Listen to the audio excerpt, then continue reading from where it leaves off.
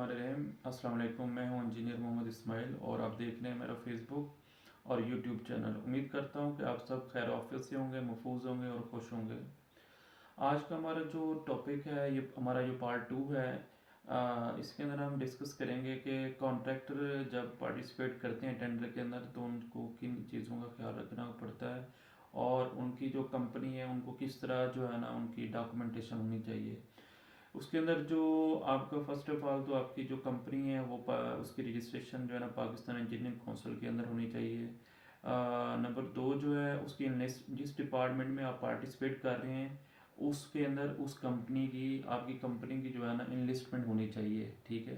अगर आप for example 10 या 12 या 15 डिपार्टमेंट है तो अगर आपने जिस डिपार्टमेंट का काम के अंदर टेंडर डालना है उसके अंदर आपकी कंपनी पहले इन्वेस्टमेंट होगी तो फिर आप टेंडर डाल सकेंगे। ठीक है। तो आपकी जो है ना उस डिपार्टमेंट के अंदर इन्वेस्टमेंट होनी चाहिए। दूसरा जो आपकी कंपनी की जो है ना सर्टिफिकेट ऑफ रजिस्ट्रेशन जो है ना registration certificate of registration form form जो है उसका रजिस्ट्रेशन होनी चाहिए। ठीक है। और इनकम टैक्स जो है उसके भी रजिस्ट्रेशन आपको अवेलेबल होनी चाहिए। और उसकी जो उसकी कोई नो लिटिगेशन जो है ना नो लिटिगेशन होनी चाहिए। मीन के कोई लिटिगेशन ना हो उसकी। और जुडिशियल स्टाम्प पेपर जुडिशियल जो स्टाम्प पेपर है उसके ऊपर उसकी मेंशन हो कि इसके अंदर कोई लिटिगेशन के अंदर नहीं है। उसके साथ साथ जो है इसके अंदर जो जुडिशियल एफिडेविट होना डिक्लियर होना चाहिए आपका कि ये कोई ब्लैक लिस्ट के अंदर आपकी कंपनी नहीं है। और इसके अंदर जो एनुअल ऑडिट रिपोर्ट जो है कोई लास्ट 5 ईयर की जो है ना वो भी अटैच होनी चाहिए आपकी। ठीक है। और कंप्लीशन ऑफ प्रोजेक्ट एटलीस्ट जो है ना वो 1 ईयर जो है एटलीस्ट 5 ईयर लास्ट 5 ईयर की जो है वो भी रिपोर्ट आपने जो देनी है। साथ ही आपने जो है ना किसी प्रोजेक्ट जो कंप्लीट किया हो लास्ट आपने वो भी मेंशन करना है कि आपने इतना बड़ा प्रोजेक्ट जो है ना वो कंप्लीट किया है और उसकी मिनिमम अमाउंट भी होनी चाहिए। वो भी आप इसके अंदर मेंशन करें।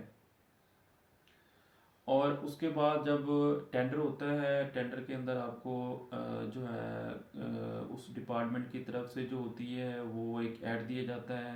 फॉर एग्जांपल अगर आप हाईवे डिपार्टमेंट है उसके उसके उसमें जो ऐड दिया जाता है वो सुपरिटेंडेंट इंजीनियर होता है, एससी जिसे बोलते हैं। ठीक है। उसमें कैटेगरीज होती हैं, ऊपर सेक्रेटरी होता है, सेक्रेटरी के बाद चीफ इंजीनियर होता है। ठीक है। चीफ इंजीनियर जैसे सेक्रेटरी पंजाब के अंदर एक ही है CNW का। उसके अंदर जो है ना बिल्डिंग और हाईवे दो डिपार्टमेंट आ जाते हैं। जो हाईवे डिपार्टमेंट है उसके नीचे जो है ना उसके जोन बने हुए हैं।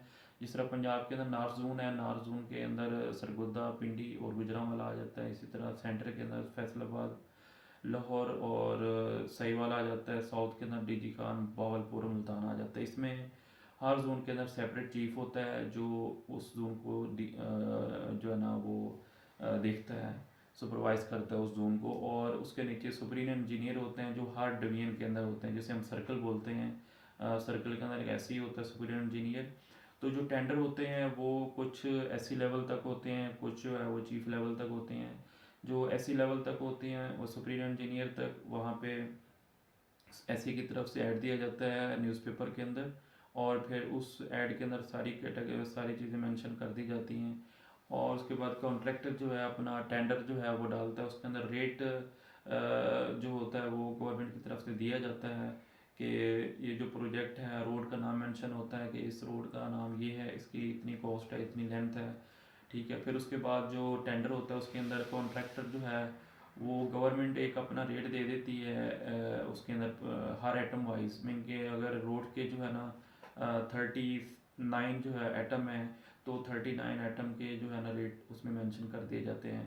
ठीक है। फिर उसको कॉन्ट्रैक्टर देख के अपने अपने रेट उसके अंदर जो है फिल करते हैं। फॉर एग्जांपल एटम वाइज जो है ना वो अपने रेट फिल करके तो वो सबमिट करते हैं।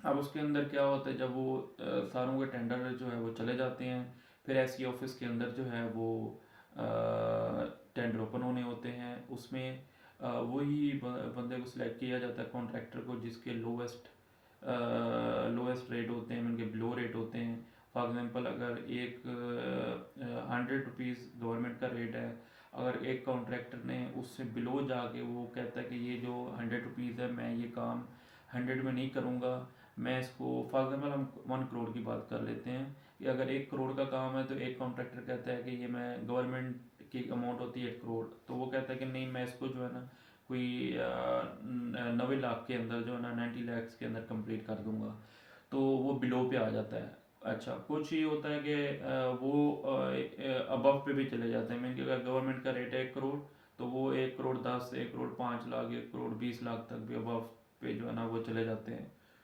तो मोस्टली जो अब अबव पे तो कम ही जाते हैं, लेकिन इक्वल या फिर बिलो पे काम चले जाते हैं।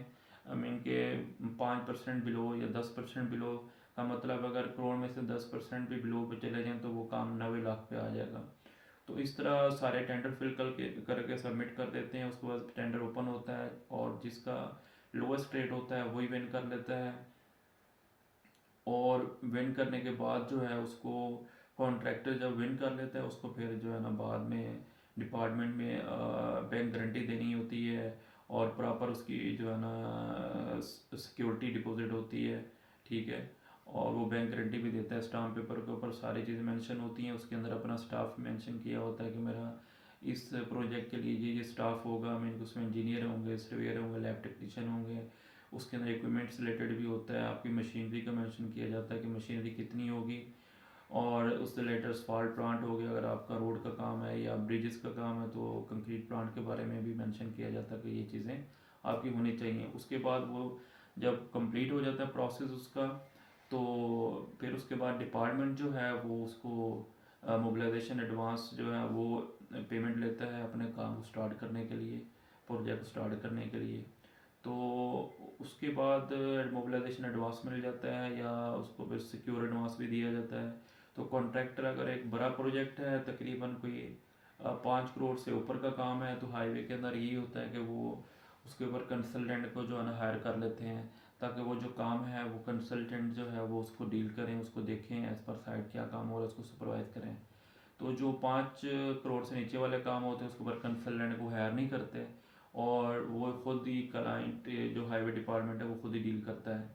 तो इस तरह जो है ना वो काम सुपरवाइज होता है। ये एक अलग टॉपिक है कंसल्टेंट को, उसको हम आप बाद में उसका डिस्कस करेंगे, लेकिन फ़िलहाल हम इस कॉन्ट्रैक्टर के बारे में डिस्कस कर रहे थे कि ये जो है वो किस तरह टेंडर विन करता है और उसके बाद काम किस तरह स्टार्ट करता है। अब इसके अंदर मैं इसकी जो साइड इफ़ेक्ट हैं जो टेंडर जो है ना बिलो पे कॉन्ट्रैक्टर जाकर विन करता है उसके इफ़ेक्ट ये होते हैं कि अगर फॉर एग्जांपल वो बिलो पे काम ले रहे हैं, एक काम 1 करोड़ का है या 10 करोड़ का है, फॉर एग्जांपल 1 करोड़ का है हम एग्जांपल ले रहे हैं, तो वो कॉन्ट्रैक्टर करता है 20% बिलो पे या 25% बिलो पे। इट मीन के वो करोड़ का काम कहता है मैं 75 लाख में करके दूंगा।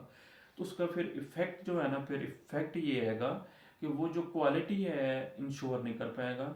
उसकी रीज़न ये है कि अगर आप उसका करोड़ का काम है वो टेंडर बिलो पे 25% बिलो पे जाकर विन किया है, तो फिर 75 लाख के हिसाब से देखा जाए तो वो जो करोड़ का गवर्नमेंट ने डिसाइड किया था वो 75 में विन किया उसने, मीन के 25% बिलो पे, तो वो उस हिसाब से काम करेगा। फिर उसका रिजल्ट ये आएगा कि आपके जो रोड टूट जाते हैं, क्रैक्स आ जाते हैं, क्वालिटी नहीं होती, ठीक है, उसके अंदर सेटलमेंट हो जाती हैं या उसके अंदर और भी बहुत इश्यूज हो जाते हैं और उनके मटीरियल कुछ रोड जो है वो क्रैक्स आ जाते हैं या उसके अंदर जो है ऊपर स्पाल्ट रिमूव होना शुरू हो जाती है, तो सेटलमेंट हो जाती है। तो ये इशू वही होती है कि कॉन्ट्रैक्ट जब बिलो पे जाएगा तो वो क्वालिटी नहीं दे पाएगा, क्वालिटी जो है ना वो अचीव नहीं करेगा, ठीक है। गवर्नमेंट इस चीज़ पे तो बड़ी इनके वो कहते हैं कि जी हमने एक रोड जो है वो 10 करोड़ का था तो हम 5 करोड़ में बना रहे हैं, डिपार्टमेंट कहता है या गवर्नमेंट कहती है, लेकिन उसका इफेक्ट भी तो देखें ना। उसका इफेक्ट यही है कि जो है आपके रोड जल्दी टूटना शुरू हो जाते हैं, कॉन्ट्रैक्ट में बिलो पे जाता है तो क्वालिटी नहीं देता, क्वालिटी ऑफ वर्क नहीं देता। जब वो बिलो पे जाएगा तो मटेरियल सब स्टैंडर्ड डालेगा, उसके अंदर जो भी मटेरियल मंगवाएगा, अगर 3 कैटेगरीज के मटेरियल होगा तो वो कॉन्ट्रैक्टर की प्रायोरिटी होगी कि वो 3rd क्लास को मटेरियल को प्रेफर करे और वही डाले, और श्योरिटी के साथ वही डालता है कॉन्ट्रैक्टर। अगर बिलो पे 25% बिलो पे या 20% बिलो पे जाता है, ठीक है, वो उसको 3rd क्लास क्वालिटी को लेके आता है और अपना काम जल्दी से करता है ताकि मैं इतने बिलो पे चला गया और काम को कंप्लीट करूं। तो इसका जो बैड इम्पैक्ट यही है कि ये बिलो पे नहीं होना चाहिए, गवर्नमेंट को देखना चाहिए कि कॉन्ट्रैक्टर को फुल रेट्स पे काम दिया जाए, फिर उसके बाद उसका जो काम है उसकी क्वालिटी को फुल फ्लैश तरीके से चेक किया जाए, फिर कोई इशू नहीं है, उस कॉन्ट्रैक्टर को फुल फिर उसको चेक करें, उसकी क्वालिटी क्वांटिटी सब कुछ चेक करें। जब वो बिलो रेट्स पे चला जाएगा तो वो किस तरह क्वालिटी दे पाएगा। फॉर एग्जांपल अगर एक एक चीज़ मिलती है आपको जो है तकरीबन 1000 रुपये की मिल रही है मार्केट में, एक मिल रही है 700 की, एक मिल रही है 500 की, तो कॉन्ट्रैक्टर डेफिनेटली जो बिलो पे काम लेगा वो 500 वाली चीज़ लेगी डालेगा। तो ये चीज़ें देखनी चाहिए गवर्नमेंट को कि इस चीज़ में जो है क्वालिटी को इंश्योर करने के लिए कॉन्ट्रैक्टर्स को फुल रेट्स पर जो है ना टेंडर दिए जाएँ, फिर उसकी क्वालिटी को प्रॉपर सुपरवाइज किया जाए। तो आज का हमारा टॉपिक यही था कि टेंडर किस तरह होंगे, किस तरह होते हैं, कॉन्ट्रैक्टर किस तरह पार्टिसिपेट करते हैं, और उसके बाद बिलो रेट्स पे जो कॉन्ट्रैक्टर जाते हैं उसका वो विन तो कर जाते हैं, लेकिन उसके बाद जो है साइड इफ़ेक्ट क्या हैं, उसके जो है इम्पैक्ट क्या पड़ते हैं, बैड इम्पैक्ट क्या होते हैं, वो मैंने आपको बता दिया कि बैड इम्पैक्ट ये होते हैं। तो इंशाल्लाह मुझे इजाज़त दीजिए, इंशाल्लाह नेक्स्ट प्रोग्राम